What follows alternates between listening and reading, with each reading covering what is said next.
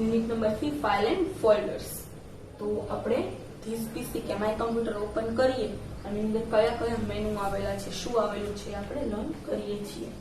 But first of all write બે date name and roll number. Okay, now let's start. પછી શું છે first shade documents એટલે કે મજિયારા દસ્તાવેજ. એમાં કેવું હોય તો કે જે યુઝર હોય એના સિવાયનો યુઝર પણ એનો યુઝ કરી શકે. જો આ પ્રકારના આઇકોનમાં એવા ફાઇલ્સ અને ફોલ્ડર્સનો સમૂહ હોય છે જેનો ઉપયોગ કમ્પ્યુટરના અન્ય ઉપયોગકર્તા પણ કરી શકે છે. એમાં કેવા ફાઇલ અને ફોલ્ડર હોય કે જેનો યુઝ કમ્પ્યુટરના અન્ય ઉપયોગકર્તા પણ કરી શકે છે. પછી છે એડમિનિસ્ટ્રેટર્સ ડોક્યુમેન્ટ્સ કે અંગત દસ્તાવેજો. આમાં શું હોય તો કે જે તે ઉપયોગકર્તાના અંગત દસ્તાવેજોને સાચવી શકે છે. મારું પીસી છે, હું યુઝર છું, તો હું એડમિનિસ્ટ્રેટર ડોક્યુમેન્ટમાં કેવા ડોક્યુમેન્ટ રાખીશ કે જે મારા પર્સનલ ડોક્યુમેન્ટ હોય. અને શેર ડોક્યુમેન્ટમાં શું હોય તો કે મારા સિવાય કોઈ બીજો યુઝર પીસી ઓપન કરે છે પોતાના યુઝર આઈડી થી, તો એ પણ એનો યુઝ કરી શકે છે. Number 2, hard disk drives. Content વિન્ડોના આ વિભાગમાં કમ્પ્યુટરમાં રહેલ હાર્ડ ડિસ્કના દરેક ડ્રાઇવની માહિતી દર્શાવે છે. આપણા કમ્પ્યુટરમાં હાર્ડ ડિસ્કના કેટલાક તાર્કિક ભાગ પાડવામાં આવે છે. તે પ્રમાણે હાર્ડ ડિસ્કના દરેક ડ્રાઇવની સંખ્યા અહીં જોવા મળે છે. આ દરેક ડ્રાઇવની ઓળખ માટે અંગ્રેજી મુલાકાત આપેલી હોય છે. શું છે હાર્ડ ડિસ્ક તો કે દરેક ડ્રાઇવની માહિતી દર્શાવે. હાર્ડ ડિસ્ક ડ્રાઇવ જે વિભાગ છે એ તાર્કિક ભાગ પાડવામાં આવેલ છે અને એના દરેક ડ્રાઇવની સંખ્યા અહીં જોવા મળે છે. અંગ્રેજી મૂળાક્ષર આપણે જોતા હોઈએ છીએ, સી ડ્રાઇવ, ડી ડ્રાઇવ, એવી રીતે નામ હોય જેમ કે એબીસી વગેરે. અહીં એ અને બી ફ્લોપી ડ્રાઇવ માટે અનામત છે. આપણે ફર્સ્ટ યુનિટમાં ફ્લોપી ડ્રાઇવ વિશે લર્ન કરેલું. એ અને બી છે એ ફ્લોપી ડ્રાઇવ માટે છે. સી ડ્રાઇવ શેના માટે છે? કમ્પ્યુટરની મુખ્ય hard disk drive. C drive A અને બી શેના માટે? ફ્લોપી ડ્રાઇવ માટે. સી ડ્રાઇવ કમ્પ્યુટરની મુખ્ય હાર્ડ ડિસ્ક ડ્રાઇવ. જ્યારે અન્ય ડિસ્ક ડ્રાઇવની ઓળખ માટે ડી, ઈ, એફ, જી વગેરેનો મૂળાક્ષરનો ઉપયોગ થાય છે. ધારો કે એમાં ઈ ડ્રાઇવ સુધીનું હોય અને તમે પેન ડ્રાઇવ કનેક્ટ કરશો તો F drive, removable disk F, એવી રીતનું આપણે લખેલું જોઈ શકીએ છીએ. Number 3, device with removable storage. સંગ્રહ કરવા માટેના એકમો કે જેનું સ્થળાંતર કરી શકાય. આ વિભાગમાં આપણા કમ્પ્યુટરમાં પ્રસ્થાપિત કરેલા એ પ્રકારના સંગ્રહ એકમનો સમાવેશ કરી શકીએ છીએ કે જેને બદલી શકાય છે, જેમ કે ફ્લોપી ડ્રાઇવ, સીડી રોમ, પેન ડ્રાઇવ વગેરે. આ વિભાગમાં પણ ડ્રાઇવની ઓળખ માટે અંગ્રેજી મૂળાક્ષરોનો ઉપયોગ કરવામાં આવે છે. અહીં એ અને બી અક્ષરો ફ્લોપી ડ્રાઇવનો નિર્દેશ કરે છે.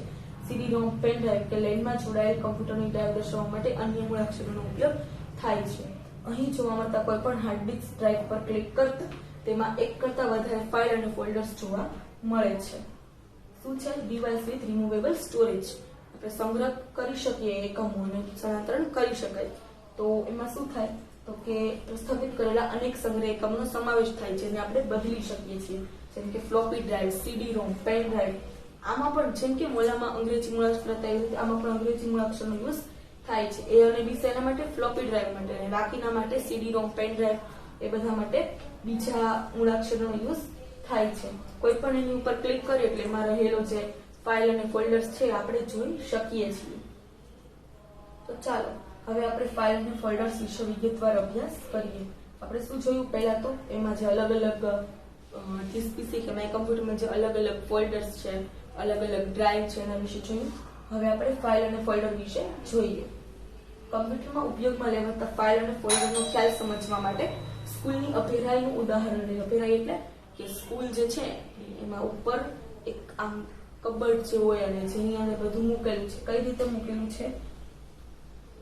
ઓકે, જેના પર સ્કૂલમાં લેવામાં આવતી જુદી જુદી પરીક્ષાઓની પરિણામો, ધોરણ અને ક્લાસ પ્રમાણની જુદી જુદી ફાઇલ બનાવવામાં આવે છે. જેમ કે પ્રથમ પરીક્ષા, દ્વિતીય પરીક્ષા અને તૃતીય પરીક્ષાની ફાઇલો બનશે અને તે બધી જ ફાઇલો જે તે ધોરણના ખાનામાં મૂકીશું તે ધોરણનું ફોલ્ડર બને છે. શું છે? આખી કોઈ કબર્ડ છે. કબર્ડમાં શું છે તો સ્ટાન્ડર્ડ અને ક્લાસ વાઇઝ જુદી જુદી ફાઇલ છે. ફર્સ્ટ એક્ઝામ, સેકન્ડ એક્ઝામ અને ફાઇનલ એક્ઝામ. તો પછી માનો કે 8th સ્ટાન્ડર્ડ છે તો 8th સ્ટાન્ડર્ડમાં શું હોય તો કે ફર્સ્ટ એક્ઝામ, સેકન્ડ એક્ઝામ અને ફાઇનલ એક્ઝામની ફાઇલ શેમાં મૂકવાની? તો કે જે 8th સ્ટાન્ડર્ડનું જે ખાનું છે એમાં આપણે મૂકવાનું. તો એ શેનું ફોલ્ડર બન્યું? 8th સ્ટાન્ડર્ડનું. પછી છે ફાઇલ.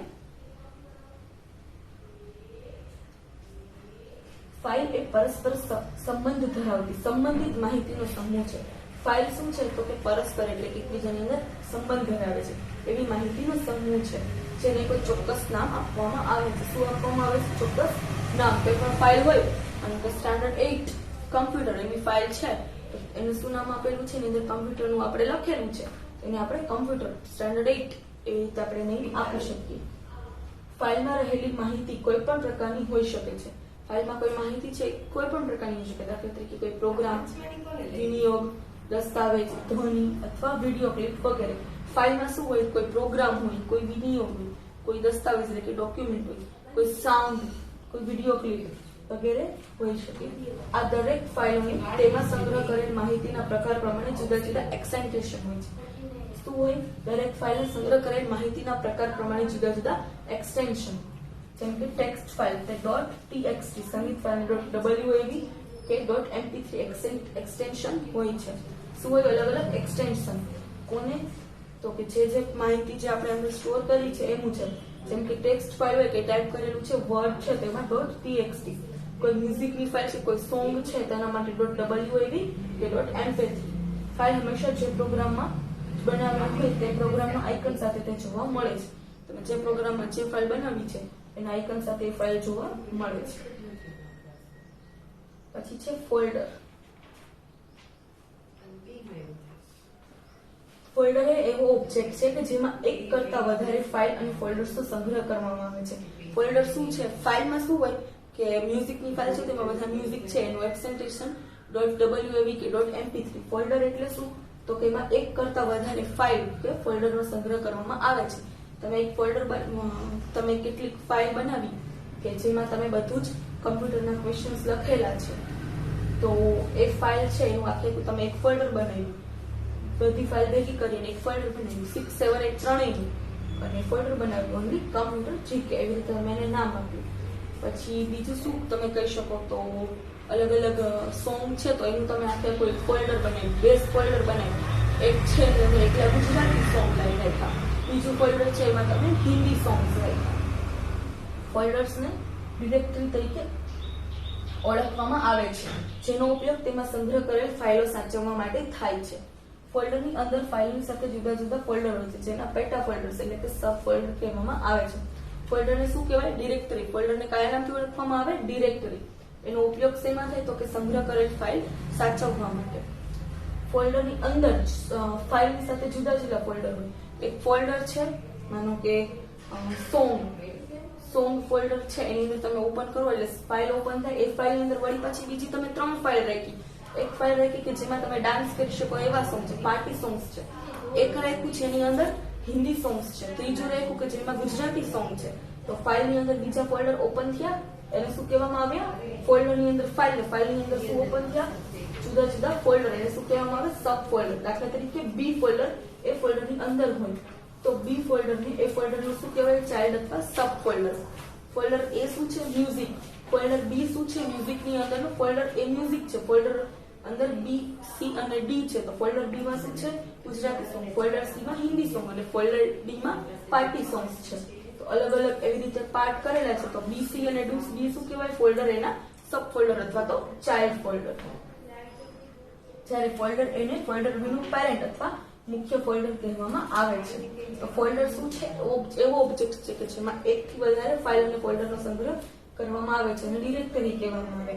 સંગ્રહ કરેલ ફાઇલને સાચવવા માટે ફોલ્ડરની અંદર બીજું ફોલ્ડર બીજ ફોલ્ડરની અંદર ફાઇલની સાથે જુદા જુદા અનેક ફોલ્ડર હોય એને શું કહેવાય? સબ ફોલ્ડર. પછી જે સબ ફોલ્ડર હોય એને ચાઇલ્ડ ફોલ્ડર તરીકે પણ ઓળખવામાં આવે અને જે મેઇન ફોલ્ડર છે એને મુખ્ય ફોલ્ડર અથવા તો પેરેન્ટ ફોલ્ડર કહી શકાય.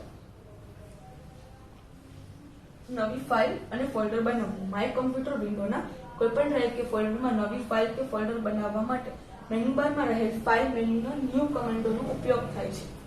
નવી ફાઇલ કે ફોલ્ડર બનાવવું છે તો માય કમ્પ્યુટર વિન્ડો છે એમાં કોઈપણ ડ્રાઈવ, સી ડ્રાઈવ કે ડી ડ્રાઈવ, કોઈપણ ડ્રાઈવ કે પછી કોઈપણ ફોલ્ડર, માય ડોક્યુમેન્ટ્સ કે મ્યુઝિક કોઈપણ ફોલ્ડરમાં નવી ફાઇલ કે ફોલ્ડર બનાવવું છે તો મેનુ બારમાં એક ફાઇલ મેનુ જે છે, જો ઉપર આપણે ફાઇલ મેનુ જોયેલું, આપણે એની પહેલાના પેજમાં જોયેલું ફાઇલ મેનુ બરાબર.